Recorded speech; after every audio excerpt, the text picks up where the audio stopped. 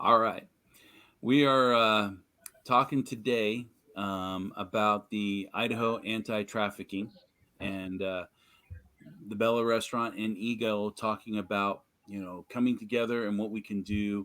So, Amy, tell me a little bit about what you're thinking. So this is something that I've wanted to do since Eric and I started Street Shield Self-Defense in the fall.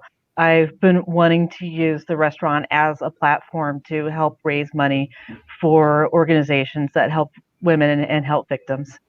And recently, when the cousin of one of my employees was kidnapped and then rescued within hours, it was like, this is the time. This is the time for us to go ahead and do this.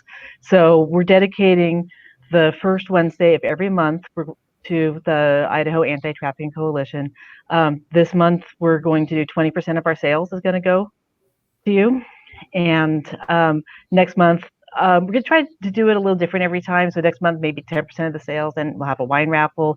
As social distancing and physical distancing gets eased, I want to have more fun with the fundraising and have an entire evening. We can have wine flights, appetizers.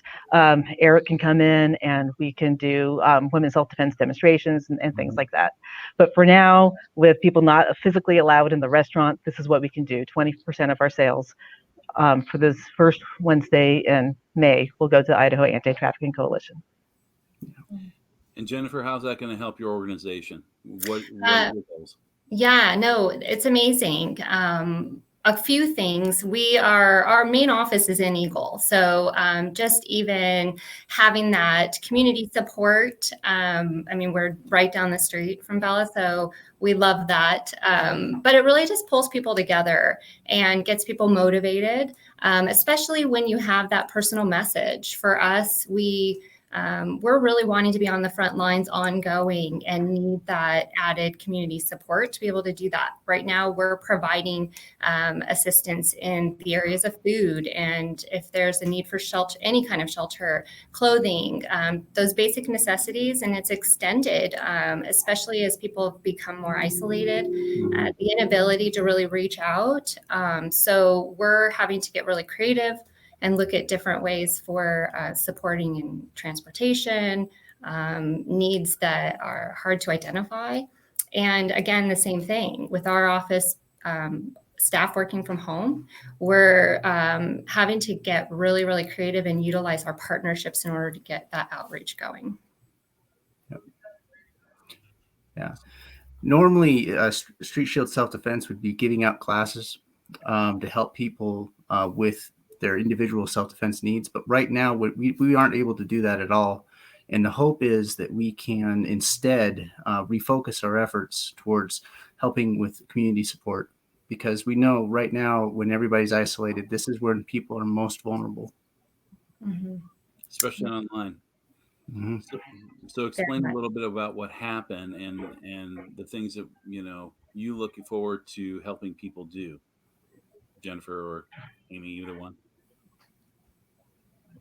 Yeah, I can say, so for us, we're having to really become more aware of where everyone is at, especially whether hit with predators, whether it's during school hours, work hours. We've even seen it happen within online meetings, those types of things. But that solicitation is one of the biggest concerns and the risks that we see. Isolation within the home, so an increase in abuse, increase in in anxiety and depression, and a lot of the mental health issues that are coming with the added stress. And so I agree with Eric that just even the concept of being able to reach out to more community members, those who maybe share in the mission or like-minded, where we feel the need to utilize each other's strengths and resources so that we can reach more people. That vulnerable state, especially online, is so critical because the risks they're much higher, but we have people who are falling prey because of their vulnerabilities, because their inability to pay the bills or inability to buy food or, care for their loved ones. And so they're responding to solicitation more so than they would if they had access to those things. So how did your services help along those lines? there's two sides of it. Like the business is helping you out now, and you've got a new shelter going up. So tell us a little Mhm. bit about that and how, the needs in that area. Yeah, our organization has programming in that we do outreach and trainings and information. We create awareness, but the program itself also offers an outpatient trauma clinic where we provide case management and counseling, group therapies, launching support groups, those types of things. And then our safe housing, where in partnership with the community, we're providing shelter opportunities and safe housing, and then launching housing opportunities for minors as well as adults. And then looking at more of a crisis drop-in center in the near future so that we can really assist people in that emergency type of a situation. So immediate needs. And then so every single one of our programs are linked together, especially offering case management, advocacy, any kind of support. Right now, I would say the need is direct. It's very immediate. It's emergency. It's typically the food, clothing, gas vouchers. So we're just getting creative in that response. And so the support from Amy and Eric and Bella, that support gives us an opportunity to maintain, just supporting the community's needs. And they can do donations on your website too. I saw that. So Yes, absolutely. Mm-hmm. And as a restaurant owner, I'm in the business of feeding people. If there's anything I can do to help feed your clients, I would love to do that. And then as a self-defense instructor, if there's anything that Eric and I can do to help them in that area as well, we'd love to do that. Yeah, and having many tutorials may be helpful on our website. Some action items, and those can be 2 or 3 steps, and we'll post them. We can share them in our trainings. We're averaging about 2 Zoom human trafficking 101 trainings a week, and so we're providing that to community partners. It can be closed groups or open, college students, high school students. I mean, really anyone in the community that's interested. And so we can put out there and solicit the opportunity to learn some of those basic techniques, especially as, again, that isolation and we're not able to really support in that direct way. And then with food, that's what we're really working on right now. Our staff, we're volunteering at food banks and different shelters so that we're either assisting in providing those food boxes or we'll respond to specific needs. And if it's in supplies or just even being able to transport food to individual homes. Mm-hmm. And then I think the food issue is probably the highest right now, just because people don't know where to find it. Other than those major hubs, the locations of our food banks. But outside of that, if they lack the ability to get there, then again, they're stuck at home. So yeah.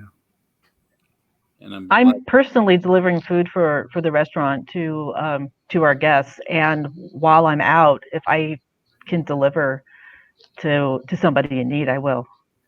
Okay, definitely. We have just created a PSA that'll be going out. So it'll include a landing page where individuals can go to and see where all of those different locations are, as well as individuals who be able to go in there and say, my specific need is X, Y, and Z. And then we can link professionals and individuals together. So those who may be able to provide the food or supplies, we'll just link them directly to the individual. I would love that. That would be wonderful. Great. And I think in today's times, communities coming together, businesses coming together, people coming together is so important. So that's why we're doing this program. It is. And Amy, thanks for doing those things that go back and really help people who really need it. So yeah, absolutely. Any last minute thoughts or comments you guys want to make? I just say that any funds raised would be appreciated. Like you said, it's highly needed. I know I have friends who are going through really difficult times, and some of the decisions being made right now when you're laid off and without income and or not knowing where the income's going to come are really difficult. So anything that anybody can do to help would be greatly appreciated. Absolutely. I agree. All right, everybody have a great day. And yes, remember, Amy, when is it on Wednesdays? It'll be the first Wednesday of every month. There you We go. will do something special to help benefit the Idaho Anti-Trafficking Coalition. Yep. Wonderful. Thank you Come so in much. and order online, or when we You open can, at this point, yeah, order online or call the restaurant. Phone number is 208-938-1900. Our website is bellaquilarestaurant.com. And you can pick it up, or if you're within our delivery area, which is pretty generous, it's about 4 or 5 miles, I'll be happy to deliver it to you if you're sheltering in place. Great. Well, I'm ordering tomorrow night, so that sounds great. Terrific. And then we get to open for real. We get to open the dining room and the patio on May 16th. Sweet. All Yeah, right. I'm really excited about that. All right, Great. everybody, have a great day. Thank you for informing everybody. All right. Thank you. So much. Bye-bye.